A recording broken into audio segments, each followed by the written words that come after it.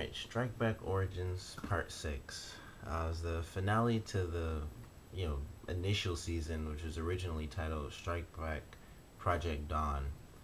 And it was an amazing ending, but at the same time, there was so much that I hated about, knowing how it ended and how we ended up with, the current Strike Back. And I was reading some stuff and trying to figure out, what about it made them change the show, so much. And I'll get to that, towards the end because I don't want to, get into all the speculations and this and that before actually, reviewing this episode.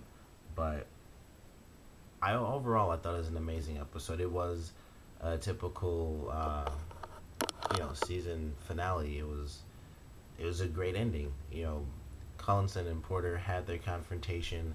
It Collinson was like freaking out the whole episode because he was busted, and it was great how they did it because Porter's friend who had brain damage, he ends up dying, and he has the bullet lodged in his head, and of course they hadn't removed it for these 7 years that he was in a vegetative state because it would have killed him, and there was a chance of him coming out of it and surviving, but sadly that didn't happen. And I thought he's gonna wake up when they showed him. I was like, oh, he's gonna wake up and he's gonna, tell them and be like, he shot us up, or, he did that. And instead it was done in a sadder way where he, dies. And then they go and, do a ballistics report to figure out whether or not it really was Collinson. And we officially find out it was him, even though we pretty much knew it was him the whole time. But now, them officially having like documentation of it, it made it even cooler because they were able to confront Collinson, and specifically the one female character's name I unfortunately can't remember.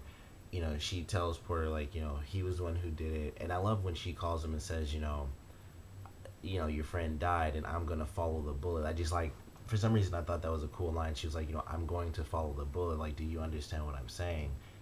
And I thought that was really cool. And then she confronts Collinson and says like, either help Porter out or I will take this up the chain. And she leaves out, and Collinson is basically just freaking out. He's like about to tear up and stuff.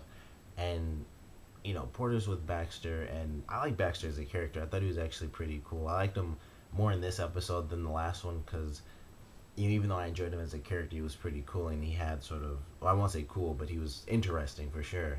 And how he kind of had like almost seemed like a split personality at times, where he would be calm and then just sort of freak out. In this one, they kind of bonded because Baxter figured out, this guy who he was working with, the shark, he was actually trying to betray them, or betray him, and he was going to turn in him and Porter.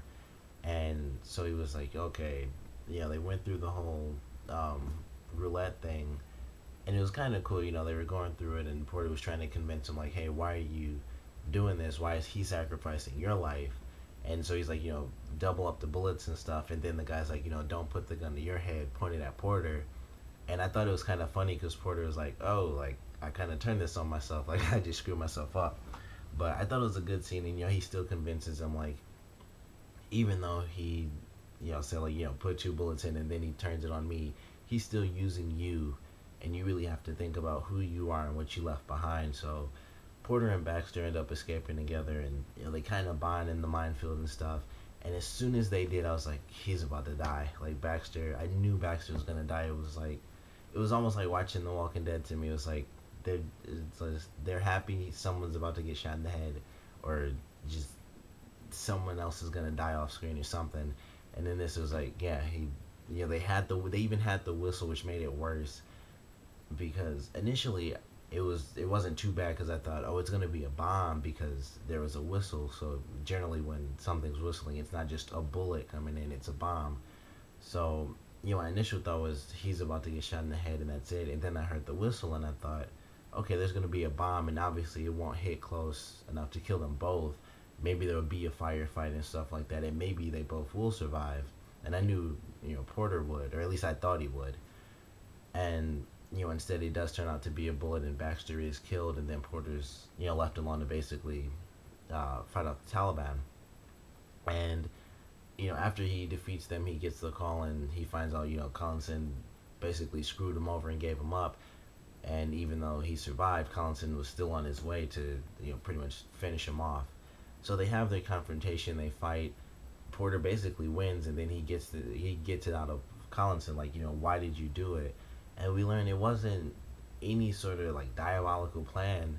Collinson wasn't a soldier.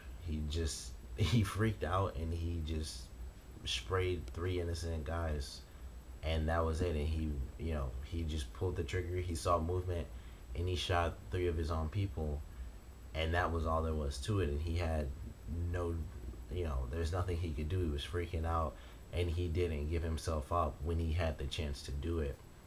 And you know, after that happens, it was a really good scene. By the way, like I didn't expect that to be the reason where it was just a huge mistake because this guy wasn't a soldier, but it was clear that that was the case in the first episode where they're meeting and stuff, and it's like this guy's honestly he was more like a reporter going into the field than he was a soldier, and it was just I thought it was actually great, to be completely honest. I thought it was really well done, where all this time this huge secret he hid wasn't any sort of evil plan, or he was working for these people or those people.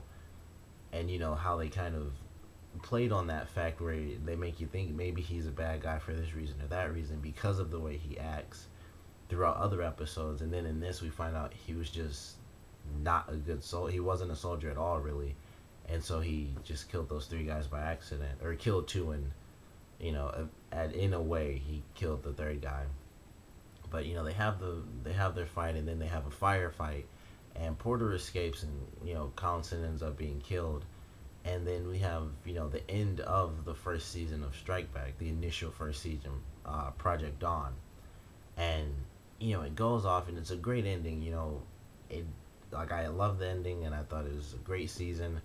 And then I was like, from here we end up with the current Strike Back, and I thought that really blows, because I would have loved to have seen where this show went, because they obviously had so much to go on. Like the shark character didn't get killed, and then he was working with an American guy, and there was so much. And then the female characters could have obviously had far more development, and Porter with his daughter and stuff like that. There was so much to build on. And like I said, I was looking up some other information about why they changed the show so much, or was it because another company bought it and it came to America and stuff like that? Was it because Cinemax like bought the rights and they did like corporate stuff to change it up or something? And it was really because Richard Armitage, who played John Porter, ended up getting like a lead role in The Hobbit, and so he went on to do that because it makes sense. Why wouldn't you do a film that's obviously going to be insanely huge? Because if you don't know The Hobbit, well, it's incredibly popular. So why wouldn't you take that chance, even though you're in a popular show? And I can understand that, because it just makes sense. Some people would. I think most people would. Like, I don't. Obviously, I've never been in a show or had the option to be in a show or a movie. But he was like, I was in a popular show that did well, but I could be in this movie that's clearly gonna be like just a huge win for me. So he took that opportunity for himself, and it makes perfect sense. And because he did, that's why they had to change Strike Back into what we have now, and that's how they kind of tied it in together, where he knew one of the, I can't remember who he actually knew. I think he knew Scott. That's what it was. And so he knew Scott from like 2001, and then the show takes place. The original season takes place after that. So that's how they kind of tie in the characters, and they kind of tie in. That's how Scott knows about Latif and all these secret messages and stuff. But it really sucks that that's how things changed. And who knows? At some point in time, maybe we could at least get flashbacks of Scott and Porter together when they first met, just because it would be cool to have that back now that we've been able to see the initial first season, Project Dawn, if you will, for Strike Back. But who knows? We'd have to really see how things go with Richard Armitage as to where he could be able to come back into the show, and whether or not they'd even make that. Like how much time would they spend on flashbacks and stuff of that, and who knows? Because at some point, and I think they've been leading up to that, and they've kind of been waiting enough seasons so that they could wait for Armitage to basically have the time to come into the current strike back, because every season they obviously they hint, Scott knows this or he's involved with this and he did something really really bad, and it may tie into him knowing Porter in that specific mission, and I believe that's what it always tied into, was that mission when he first met Porter and whatever really went down back then. So I think now that's why they've only been hinting at it and they never truly gave it to us, because it's one thing to do it in the first season, but it's been 3 seasons so far, at least of the current strike back, and we still haven't really had any information. So I think we will get that, maybe not even in season 4, maybe season 5, because obviously The Hobbit is in like 3 parts now, so it'll continue going on. But we may get that flashback and we'll actually have John Porter in current strike back, which would be amazing, and I'd love to see that. But sadly, he is actually dead, in this timeline of the show, because they had to kill off the character. And maybe in some miracle of a way, we would get to have sort of a wrap up to his story, even though we know how it goes from this first season to the current strike back, where he does end up getting captured by Latif and then he's murdered. We could get that wrap up in, it could be a specific enough amount of time where he kills the guy, he kills the shark guy, and even kills the American double agent guy, and it kind of wraps up that story, and we do get more development and stuff, and they bring back the other characters before he ends up being captured, because he goes off in the end of this season as kind of a rogue agent.